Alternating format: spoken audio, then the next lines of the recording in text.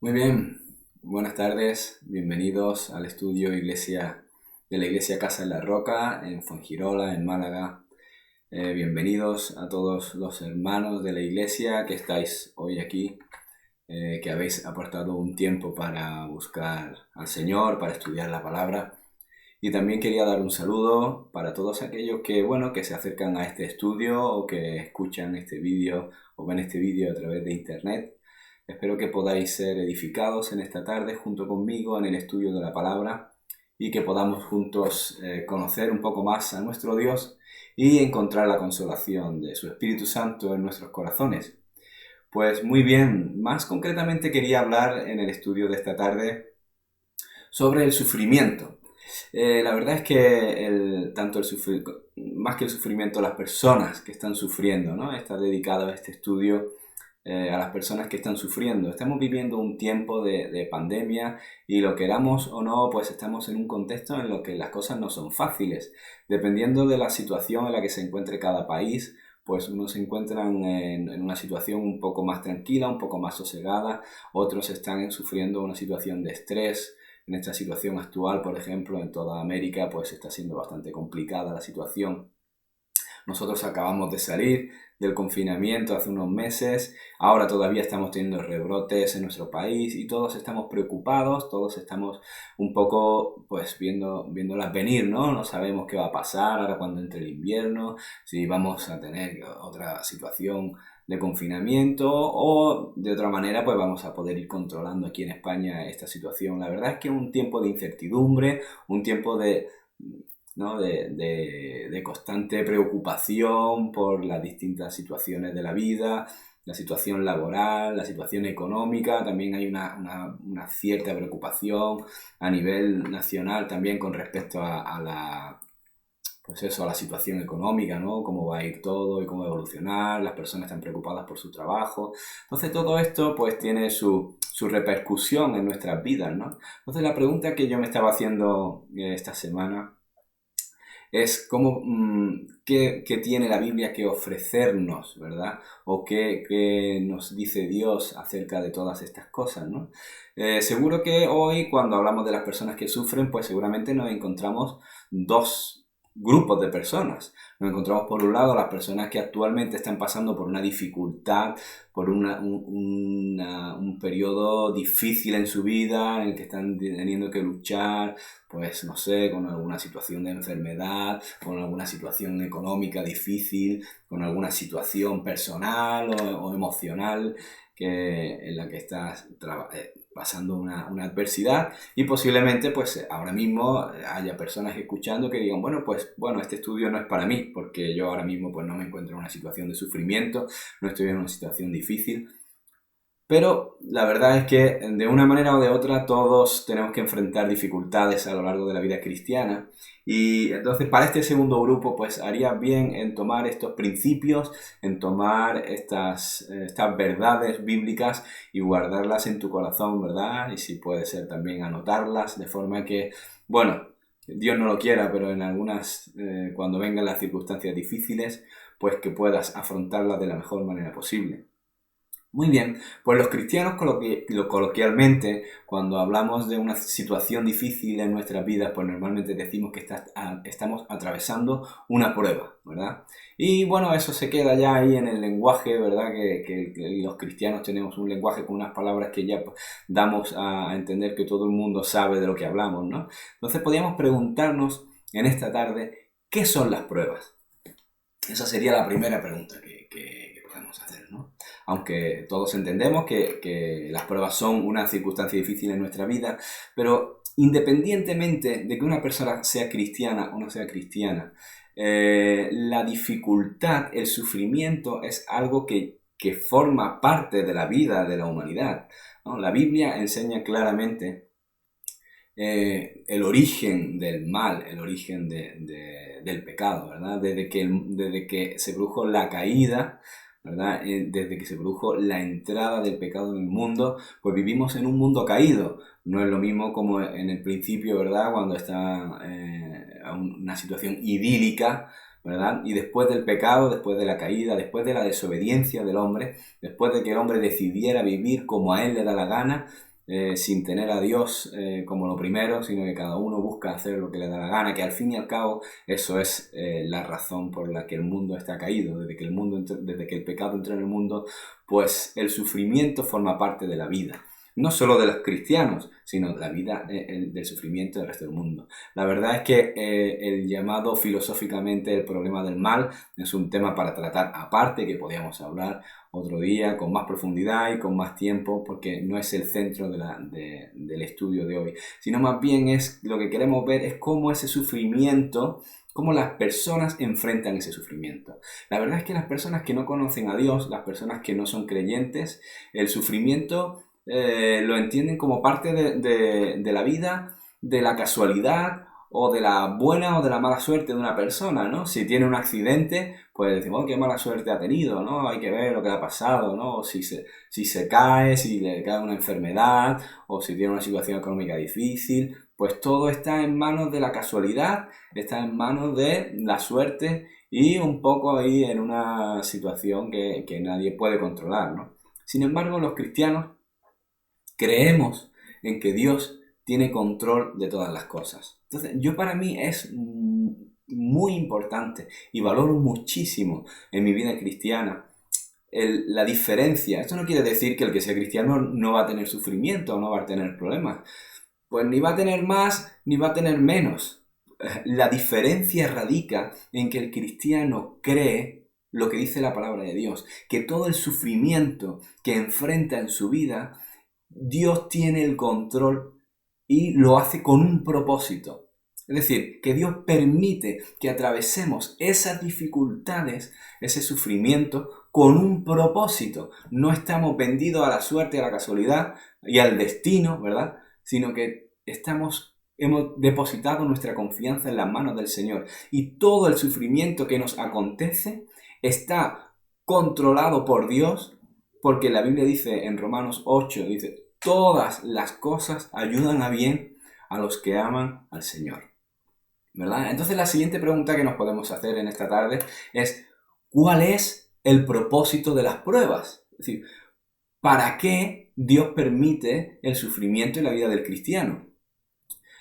Alguna vez he escuchado decir cuando alguien está pasando un periodo de dificultad, dice, más bien no preguntes por qué me ha pasado esto, sino para qué, ¿verdad? Entonces este para qué nos enfoca mejor en los propósitos que Dios tiene para nuestras vidas a la hora de enfrentar el sufrimiento.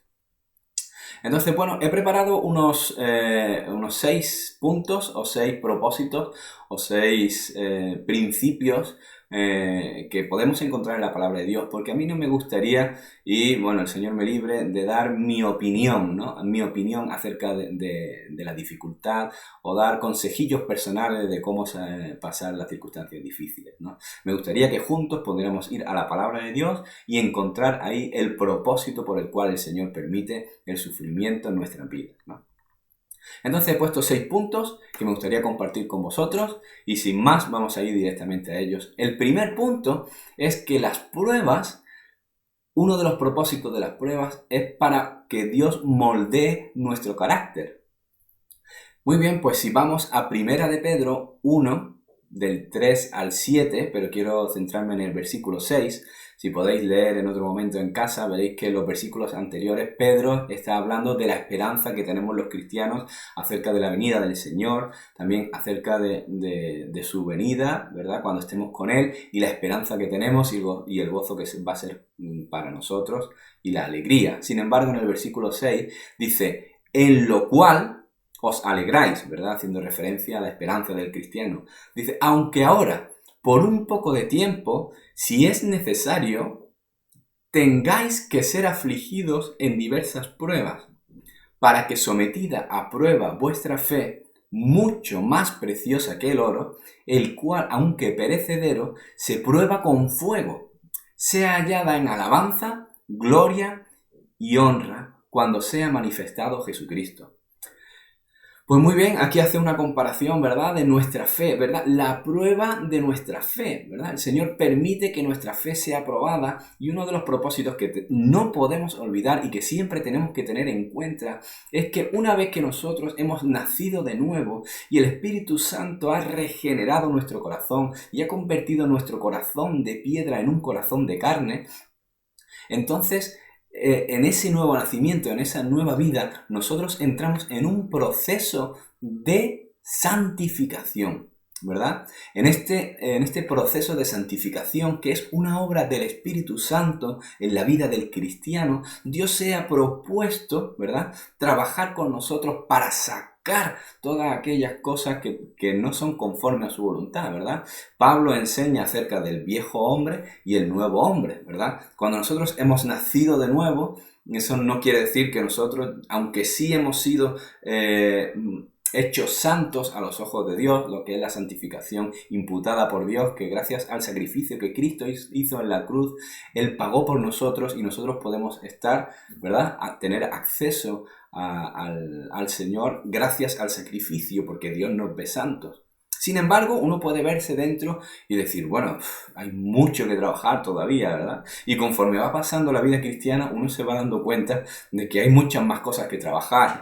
Entonces, ese proceso empieza con el nuevo nacimiento, pero dura toda una vida cristiana, ¿no? Entonces, como podemos ver aquí, ¿verdad?, Dios trabaja con nosotros y las circunstancias difíciles son un buen tiempo en el que el Señor saca a la luz también cosas que estaban ahí que de otra manera pues no podríamos verlas, ¿no?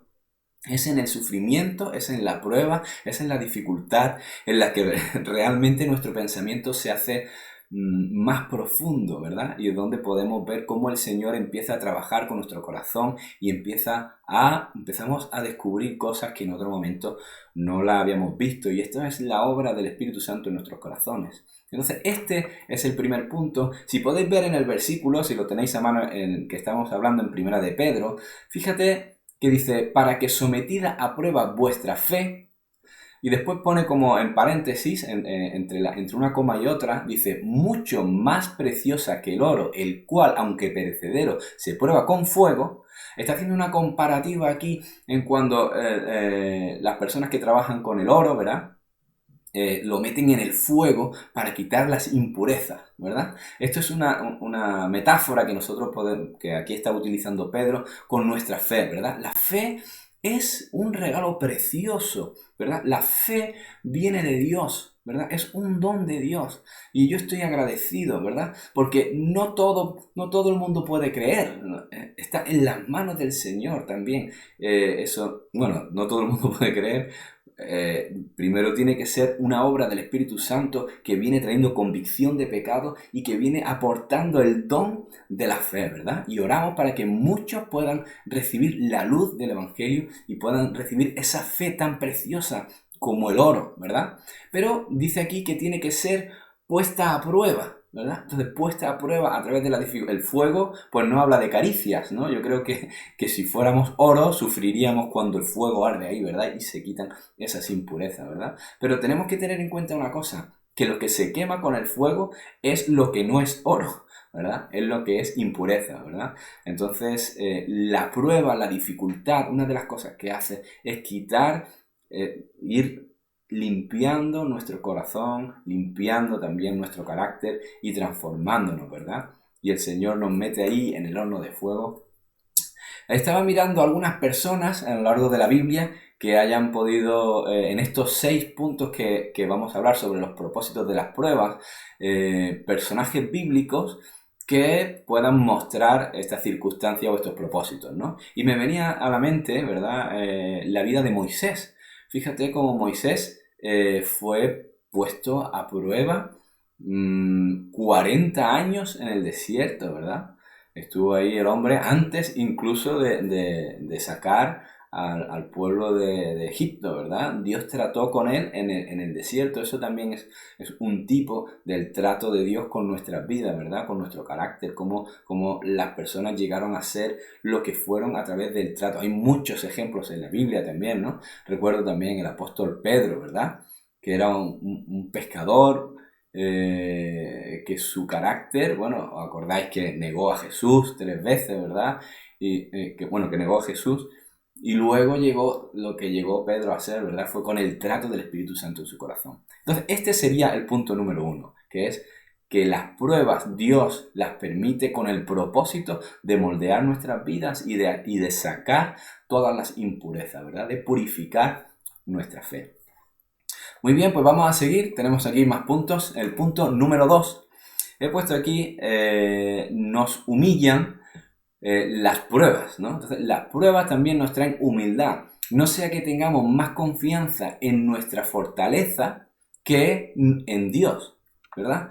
Fíjate en 2 Corintios 12:7, está hablando, ahora no es Pedro, ahora es Pablo, que dice, y para que la grandeza de las revelaciones no me exalte desmedidamente, me fue dado un aguijón en mi carne, un mensajero de Satanás que me abofetee para que no me enaltezca sobremanera.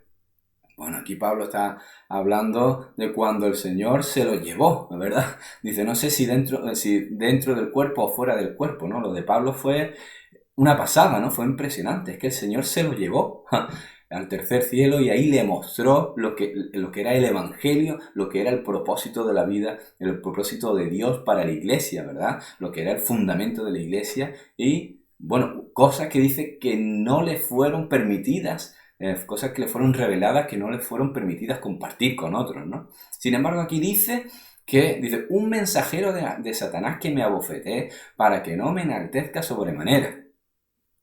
Bueno, la verdad es que aquí también tendríamos para dar otro estudio bíblico acerca de esto, ¿no? Pero sí es cierto que a veces Dios permite las pruebas para, en cierta manera, que nosotros no confiemos en nosotros mismos.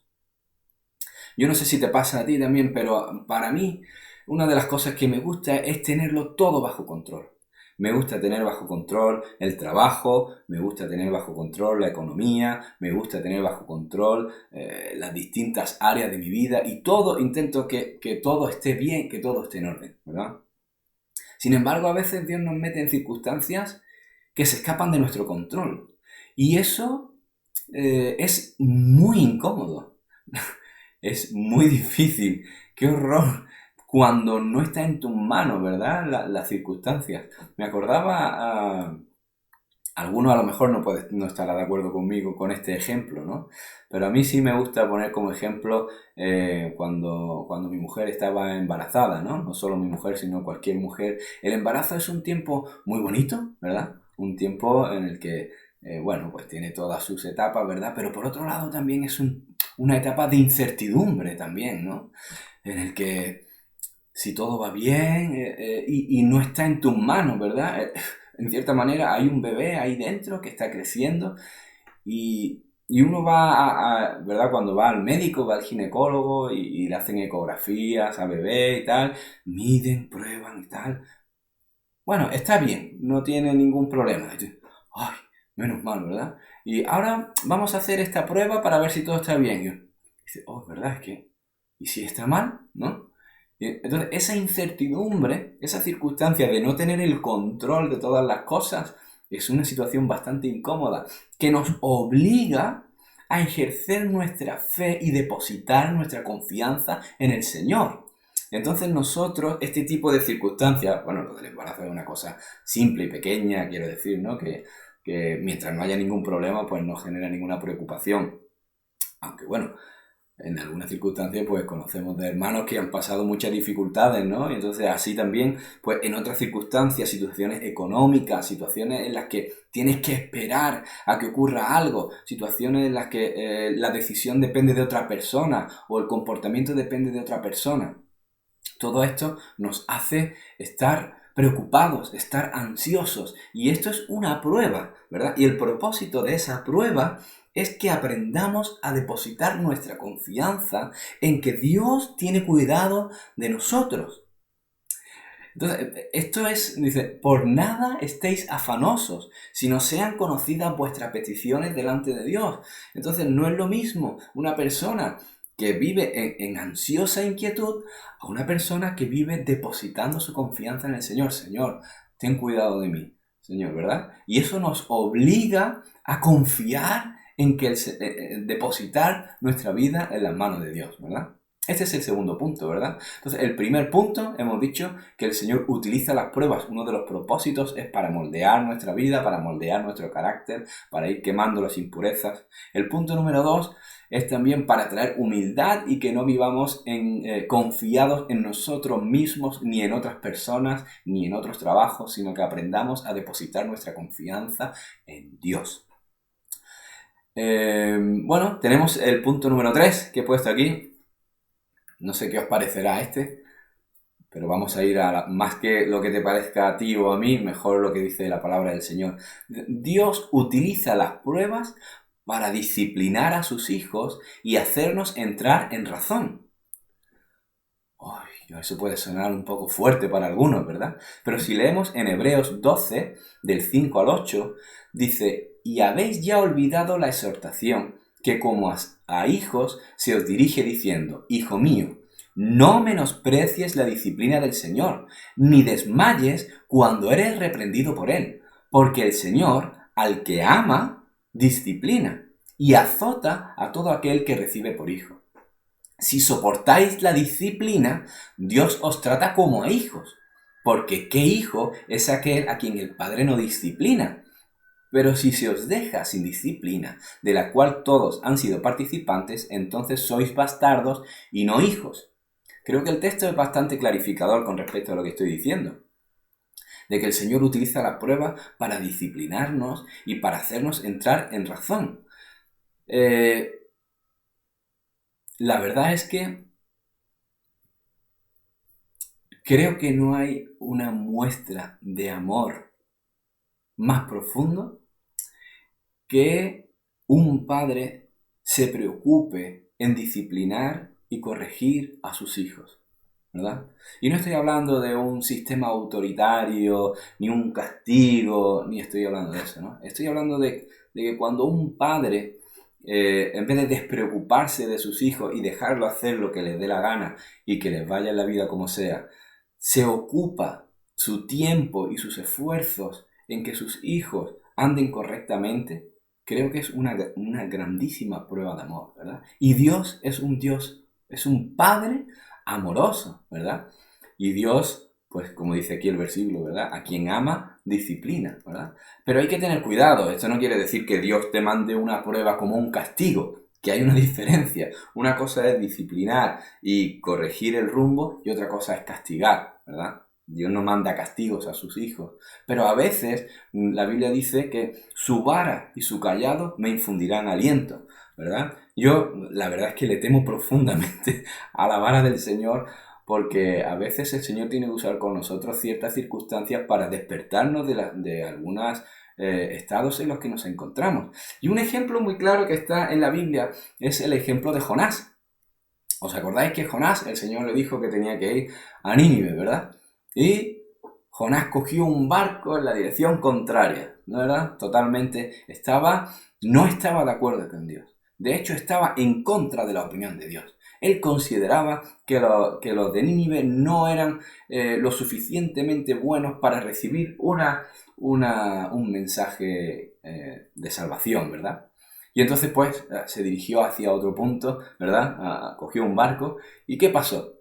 Pues que vino la tormenta, ¿verdad? Entonces vino la tormenta y él mismo levantó allí la mano y dice: esto es culpa mía, ¿verdad? Estoy aquí, ¿sabes? En el momento que me tiráis por la borda, seguramente que se soluciona todo porque esto lo ha mandado el Señor para hacerme entrar en razón, ¿no? Y quiero, hermano, que sepas una cosa en esta tarde. A veces nosotros entramos en dificultades, en pruebas, por las circunstancias de la vida que no las hemos buscado y vienen y nos golpean, y entonces el Señor lo usa con un propósito. Pero también quiero traer consuelo a aquellas personas que están sufriendo las consecuencias de sus malas decisiones. Hermano, ten ánimo.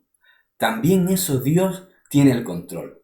Y uno puede decir: bueno, ¿cómo puede ser que Dios tenga el control de todo? Pues por eso, Por eso es Dios, por eso es un Dios sobrenatural, es un Dios todopoderoso, es un Dios soberano, es un Dios que tiene el control de todas las cosas, incluso de tus fallos, incluso de tus errores. Entonces, si tú ahora mismo piensas que las circunstancias en las que tienes ahora mismo es porque has tomado malas decisiones y estás acarreando las consecuencias de tus malas decisiones, pues tienes que volverte de nuevamente al Señor y clamarle al Señor y pedirle ayuda y pedirle socorro. Y el Señor va a utilizar estas circunstancias con un propósito para tu vida.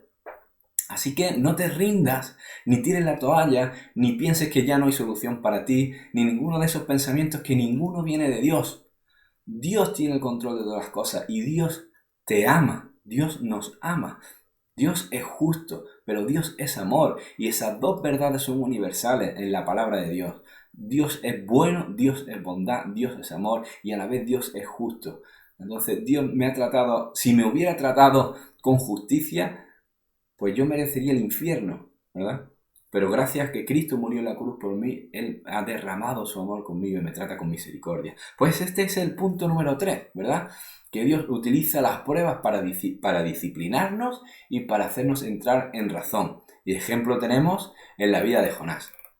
Pues vamos a seguir al punto número 4.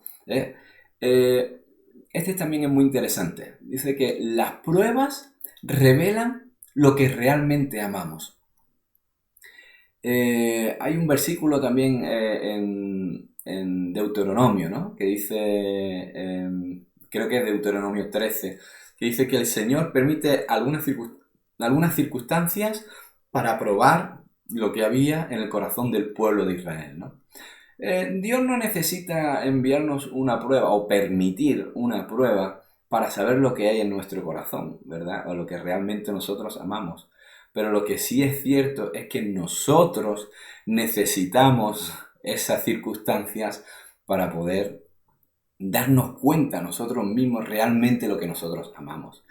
Hay un versículo en Lucas 14:26 que dice: si alguno viene a mí y no aborrece padre, madre, mujer e hijos y hermanos y hermanas y aún también su propia vida, no puede ser mi discípulo, ¿verdad? Entonces las pruebas también Dios las permite con el propósito de que nosotros lo pongamos a Él en primer lugar, ¿verdad? Cuando faltan todas las demás cosas, ahí está el Señor, ¿verdad? A veces en la soledad también es una prueba muy difícil, ¿verdad? El encontrarse solo, aquellas personas pues, que no han encontrado pareja y van pasando el tiempo y van cumpliendo años, viven solos y eso también es un tiempo difícil, un tiempo de prueba, ¿verdad? Y entonces ahí es donde puedes encontrar consuelo en el Señor, ¿no? Un ejemplo de esto lo vemos en la vida de Abraham. Fíjate, el padre de la fe, ¿verdad? El padre de la fe. La circunstancia tan difícil que tuvo que atravesar cuando el Señor le dijo que sacrificara a su hijo, ¿no? Pues yo no quiero imaginar cuántas cosas le vino a Abraham a la cabeza, ¿no? Ya no solo porque era el hijo que amaba, que tanto había esperado, ¿no? De su mujer, y no solo eso, sino que él representaba todas las promesas que Dios le había dado, ¿verdad? Pero la obediencia y el poner a Dios en primer lugar en todas las cosas, eso Abraham fue el ejemplo, ¿verdad? El padre de la fe, ¿no? Y por eso, pues también el Señor lo bendijo, ¿verdad? Por la fe, ¿verdad? Por la fe fue que Abraham tuvo esa victoria, ¿no? Esto también, a veces Dios permite ciertas circunstancias en nuestras vidas para que nosotros no nos aferremos ni a cosas ni a personas, ¿verdad? Tenemos que tener en cuenta que Dios tiene que ser lo primero en nuestra vida, ¿verdad? Dice, amarás al Señor con todo tu corazón, con toda tu mente, ¿verdad? Ese es el primer mandamiento. Y a tu prójimo como a ti mismo, ¿no? Y este versículo que habla de Lucas, ¿verdad? Dice que quien no aborrece padre o madre por causa de mí, está claro que no está diciendo que hay que aborrecer al padre, a la madre, ni a nadie por causa de Dios, sino que si cualquiera de estas cosas se opone, ¿verdad? A Dios, pues que podamos también andar en victoria. Hay muchas personas que han sufrido esto. Esta es una de las primeras pruebas que el cristiano suele afrontar, sobre todo aquellos que se convierten los primeros de su familia, ¿verdad? De repente se encuentra que sus familiares y sus amigos se oponen a su fe porque dicen que le han comido la cabeza, que se han vuelto locos, que le van a engañar, que le van a robar, que no vaya ahí. El marido le dice a la mujer le dice al marido, ¿verdad? Y aquí es donde eso es una prueba de la fe. Es una prueba. Yo he visto muchos hermanos, ¿verdad? Recién convertidos y de las primeras pruebas que enfrenta es esta, ¿verdad? La prueba de que, bueno, que la familia se pone en contra, que los amigos se ponen en contra. Pero cuando esa persona supera esa prueba, ¿verdad? Tiene una victoria, encuentra afirmada su fe en que Cristo tiene el control de su vida y pega un subidón y un crecimiento en su vida espiritual y es bendecido, ¿verdad? Cuando tomamos el lado de Dios, ¿verdad? Todos estos propósitos de las pruebas, aunque Dios es soberano y tiene control de todas las cosas, también depende de nuestra respuesta y cómo enfrentamos nosotros estas pruebas, ¿verdad? Porque de cómo nosotros respondamos a la dificultad, si tomamos el lado de Dios, vamos a encontrar la victoria, ¿verdad? Muy bien, pues vamos corriendo que el tiempo pasa rápidamente. Vamos a ir al punto número 5 y es el sufrimiento, ¿verdad? El propósito número 5 del sufrimiento o de la prueba, ¿verdad? Viene para capacitarnos para ayudar a otros en ese sufrimiento. En 2 de Corintios 1, del 3 al 5, dice: bendito sea el Dios y Padre de nuestro Señor Jesucristo, Padre de misericordias y Dios de toda consolación, el cual nos consuela en todas nuestras tribulaciones, ¿verdad? Sinónimo de pruebas y de dificultades. Dice, y aquí está el versículo, dice, para que podamos también nosotros consolar a los que están en cualquier tribulación, por medio de la consolación con que nosotros somos consolados por Dios. Este punto no necesita mucha más explicación. Obviamente, las personas que han sufrido una circunstancia específica, cuando son las más capacitadas para ayudar a las personas que se encuentran en esa circunstancia. Una persona que ha sufrido la pérdida de un hijo, ¿no? La pérdida de un familiar cercano, pues cuando hay otra persona que ha sufrido eso, le puede decir, mira, yo también estuve en esa circunstancia, ¿verdad?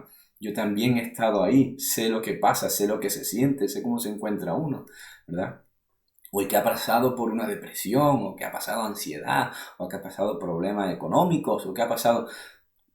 Hay personas que no entienden ciertos sufrimientos porque nunca lo han experimentado. Entonces, a veces las palabras no tienen la profundidad necesaria, ni tienen, la persona no encuentra la empatía necesaria para poder transmitir el consuelo, ¿verdad? Como dice aquí, el consuelo que uno ha recibido. Cuando uno ha pasado por esa prueba, ha recibido ese consuelo de parte de Dios, esa persona puede ayudar a otras personas, ¿verdad? Eso es muy importante, este punto es muy importante, muy interesante. Las personas que han pasado por dificultades están mucho más capacitadas para ayudar a otros. Hombre, no hay que pasar por todas las dificultades para ayudar a otros, ¿verdad? A veces en la empatía uno entiende las circunstancias, pero obviamente la persona que lo ha pasado, lo ha sufrido, está muchísimo más preparada y más capacitada para compartir. Muy bien, pues tenemos ya el último punto, el punto número 6, que había puesto aquí, que las pruebas, el propósito de las pruebas también es para que Dios moldea nuestra vida para que seamos más efectivos para el servicio al Señor, ¿verdad? Dios a veces también permite ciertas circunstancias para que nosotros profundicemos más en el conocimiento del Señor, porque al fin y al cabo el servicio al Señor, el ministerio, el ayudar, el predicar la palabra de Dios y el ayudar a los hermanos y el trabajar en la obra, está muy vinculado a tu relación personal con Cristo. Entonces, las personas que han pasado por tribulación, las personas que han pasado por dificultad, una de las cosas que tienen las pruebas es que nos acerca más a Dios, ¿verdad? Nos acerca más a Dios y nos ayuda a entender mejor los propósitos de Dios para la vida, ¿verdad? Y de esa manera, pues nosotros podemos tener un corazón más sensible para ayudar, ¿verdad? Y para trabajar. Este es el caso, por ejemplo, pues tenemos también incluso a Moisés también, ¿no? Cómo llegó a ser el libertador de la nación de Israel, y como también un ejemplo también muy interesante, el ejemplo del rey David, ¿verdad? Hasta que llegó a ser rey, pues atravesó por serias dificultades, ¿verdad? Y la persecución que le trajo Saúl, ¿verdad? El rey Saúl, y todo eso fue forjándolo, ¿verdad? Como una persona a la que llegó a ser, ¿verdad? El rey de Israel, ¿no? Entonces, bueno, todas estas propósitos, ¿verdad? Tienen los que quería compartir con vosotros, ¿verdad? A modo de conclusión, podríamos darle un repaso a los 6 puntos, ¿verdad? Las pruebas moldean nuestro carácter, ¿verdad? En el proceso, en el trabajo que el Señor hace con nosotros de santificación, uno de los propósitos. Entonces tú ahora examínate, y sobre todo ahora, las personas que están ahora mismo en una circunstancia difícil, puedes decir: Señor, gracias, ¿no? Me glorío en medio de la dificultad, ¿verdad?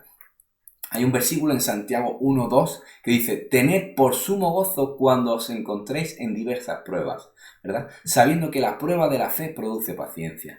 Entonces, si puedes tener un poco de gozo, que es distinto a la risa, no estamos hablando de carcajadas ni de risa, ¿verdad? Estamos hablando del gozo, que tiene que ver, aquí la palabra paciencia está relacionada también con entereza, ¿verdad? Con confianza, ¿verdad? Con la templanza en medio de la dificultad, ¿verdad? Una característica de un cristiano maduro es la templanza en medio de la prueba. Entonces, pues que hemos dicho, ¿verdad? Entonces tú puedes decir: Señor, gracias porque tú estás trabajando y purificando mi vida en medio de estas circunstancias, ¿verdad? Por otro lado, la segunda que hemos dicho es que el Señor permite estas pruebas también para que no confiemos en nosotros mismos, sino que confiemos en el Señor, que aumente nuestra confianza de que Dios es soberano y que tiene control de todas las cosas. Esto nos humilla, nos duele, nos molesta, a veces hasta nos enfada, ¿verdad? Y nos obliga a depositar nuestra confianza en el Señor, ¿verdad? La tercera, hemos dicho que Dios utiliza esto para disciplinarnos, ¿verdad? Utiliza también uno de los propósitos, ¿no? Entonces, en esta circunstancia, no todas las pruebas son una disciplina del Señor, ni una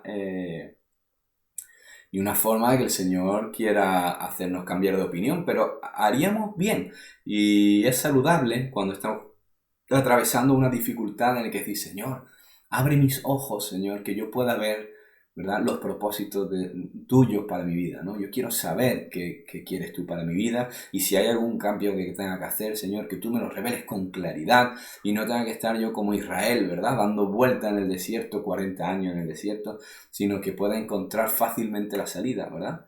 Hago un kick-cut aquí, después de este recordatorio del punto número 3, para recordaros también que Dios, ¿verdad? Recuerda que lo hemos dicho antes también, que tanto si las pruebas vienen por las circunstancias de la vida, o si las pruebas vienen por una mala decisión, ¿verdad? Dios puede utilizar todo eso para bendecirte, ¿verdad? El punto número 4, dijimos: las pruebas revelan lo que realmente amamos, ¿verdad? Si hemos depositado nuestra confianza en el Señor, o amamos y tenemos en primer lugar otras cosas. El quinto, hemos dicho que las pruebas nos capacitan para ayudar a otros que están sufriendo. Y finalmente, que las pruebas moldean nuestra vida para que seamos más efectivos en el servicio al Señor. Muy bien, hermanos, pues esto es lo que quería compartir con vosotros. Espero que si alguno de vosotros se encuentra ahora en una circunstancia difícil, pues bueno, que pueda encontrar el consuelo en el Señor, ¿verdad? Yo he visto personas en medio del sufrimiento darle la gloria al Señor, y eso me conmueve mucho, ¿verdad? Me conmueve personas incluso que están pasando circunstancias, ¿verdad? Porque también hay que hacer una diferencia entre las circunstancias que nos vienen por las circunstancias de la vida, ¿no?, que llegan a nuestra vida, y después hay un sufrimiento también que las personas escogen por causa de Cristo. que esto es más elevado todavía. Es decir, yo podría evitarme ciertas circunstancias, yo podría evitarme ciertos problemas, yo podría llevar una vida mucho más sencilla, ¿verdad? Pero por causa de Cristo, entonces por causa del reino de Dios, entonces yo he tomado estas decisiones para que el reino de Dios sea, ¿verdad? Sea predicado, y voluntariamente decido soportar estas pruebas y estas dificultades por la causa de Cristo, ¿verdad? Esto, hermanos, tendrá su recompensa en el reino de los cielos, ¿verdad? Así que me dirijo también a aquellos que ahora mismo están pasando dificultades y están pasando adversidades que podrían evitar con una sola decisión, ¿verdad? Y huir de esa circunstancia, pero posiblemente estés huyendo también de los propósitos de Dios para tu vida, ¿verdad? Y las bendiciones que Dios tiene para tu vida en el cielo, ¿verdad? Incluso aquí, ¿verdad? No dice la Biblia que no hay nadie que no haya dado algo para el Señor, que el Señor no se lo devuelva 100 veces más, ¿verdad? Dice tanto en la vida venidera como en esta, ¿verdad? Así que es precioso, el sufrimiento de los santos. Hay tantos cristianos que a lo largo de la historia han sido mártires por Cristo, ¿verdad? Podían haber tomado la decisión de huir, podían haber decidido la decisión de negar a Cristo, ¿verdad? Podían haber, bueno, muchas otras cosas. Sin embargo, ellos, pues, decidieron sufrir, ¿verdad? Junto con los padecimientos de Cristo, ¿no? La verdad es que ahí es un tema bastante interesante este de las pruebas y de las dificultades. Así que, hermanos, quiero daros ánimo, ¿verdad? En esta tarde, que vuestro gozo vaya hacia arriba, que estéis bendecidos en el Señor, que estéis fortalecidos en el Señor, que os agarréis más firmemente al Señor. Y vamos a terminar con una oración, especialmente para aquellos que están pasando dificultad. Señor, te pido en esta tarde por aquellos, Señor, que están pasando dificultades, Señor. Te pido, Señor, que tú los asistas con tu Espíritu Santo, Señor. Que tú los bendigas, Señor, con la bendición del cielo, Señor. Y que ellos puedan ver, Señor, que tú tienes un propósito, Señor, que tú tienes unos planes con todas estas circunstancias, Señor. Depositamos nuestra vida y nuestra confianza en ti, Señor, de que tú tienes cuidado de nosotros y que nada se escapa de tus manos, Padre. En el nombre de Jesús, Señor. Amén. Muy bien, pues espero que hayas sido edificado en esta tarde. Muchas gracias por asistir a la reunión o por ver este vídeo, aunque no sea en directo. Que el Señor te bendiga.